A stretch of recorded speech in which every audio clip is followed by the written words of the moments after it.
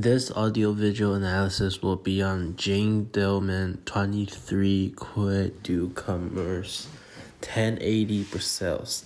I have chosen the 2 hours 15 minutes 29 seconds to 2:20 seconds section to do my analysis. In Jeanne Dielman, Chantal Ackerman presents domestic labor not as ordinary background activity, but as something exhausting and oppressive, which ultimately leads to the final part where Jeanne kills one of her male clients. In this part of the film, Ackerman uses long takes and repetitive household tasks to show how women are trapped within invisible routines that are expected but rarely acknowledged.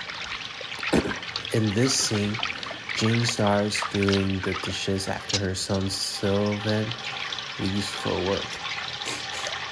Do you note that earlier in the morning, she gets up before her son to make breakfast only for him, and as she often lets him eat alone while she prepares things such as pouring his coffee.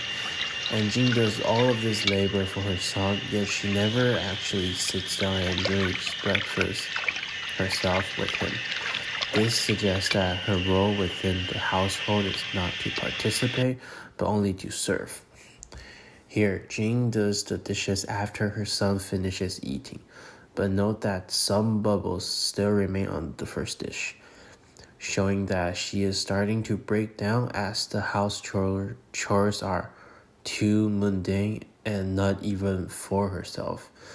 The mistake is very small, but because Jeanne has been doing the same exact chores with perfect precision for the past 2 days in the film, it immediately stands out. And Ackerman uses a long take here, which means that the camera stays on Jeanne for a long period of time without cutting away or turning to other types of shots. This forces the audience to have to sit through the repetitive and exhausting nature of her domestic labor in real time. And when she starts to break down and make tiny errors as the film proceeds, even though she has been doing the chores for the past 2 days, the viewers will also assume that she has been repeating the routine for much longer. And by this point, Jeanne's life has become an endless cycle of cooking, cleaning, and taking care of other people such as the neighbor's baby. And the bubbles left on the dish suggest that the routine which once structured her life is beginning to collapse. People may not understand the final emotional burst of Jeanne killing her client. Although this is not in my part, I still want to point out that this is to those who especially does not fully understand the inner meaning of Jeanne Dielman and the implicit harm that patriarchy has on women. Everything Jeanne does is not for herself, but rather for her son or for other people, and sometimes even for money through having sex with her clients, or even through taking care of her neighbor's baby, also for money.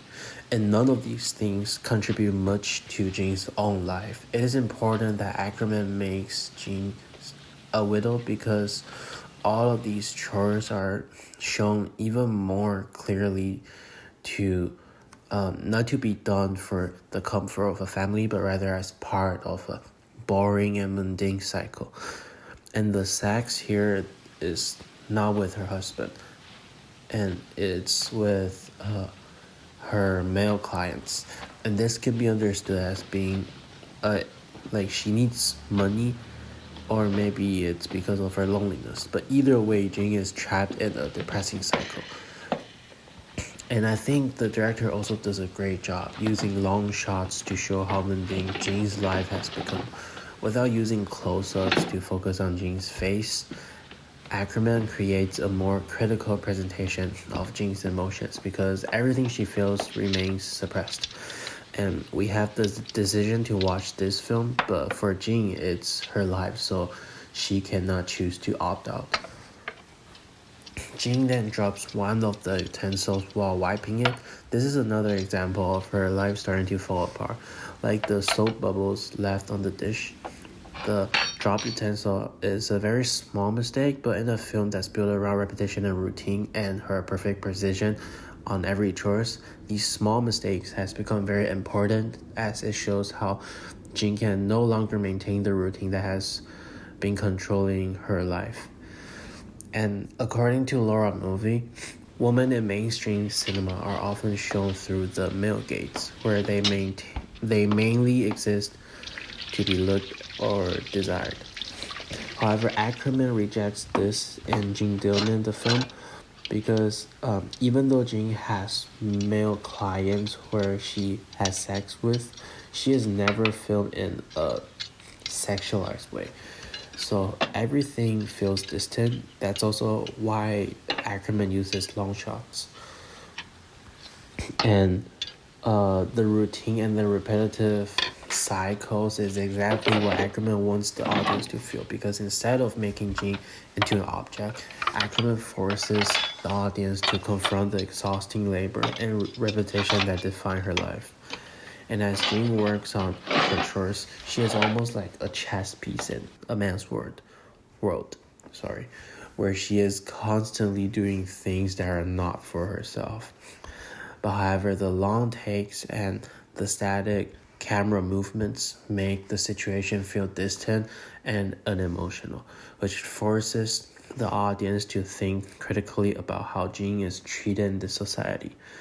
And by the end, Jeanne can no longer maintain the invisible routine that has controlled her life, which prepares the audience for the emotional outburst at the end of the film where Jeanne kills one of her clients. All in all, this directly connects to the feminist film theory because the film reveals how women's life and labor are often shaped by patriarchal expectations, even when their work is taken for granted and treated as part of their role. Ackerman did a great job portraying a life of an ordinary woman through female gaze, marking one of the pioneers of feminism conveyed through film. I understand why this film is constantly praised as one of the greatest films in the 20th century, because it's basically the first film to successfully convey how women are viewed in the modern patriarchal society.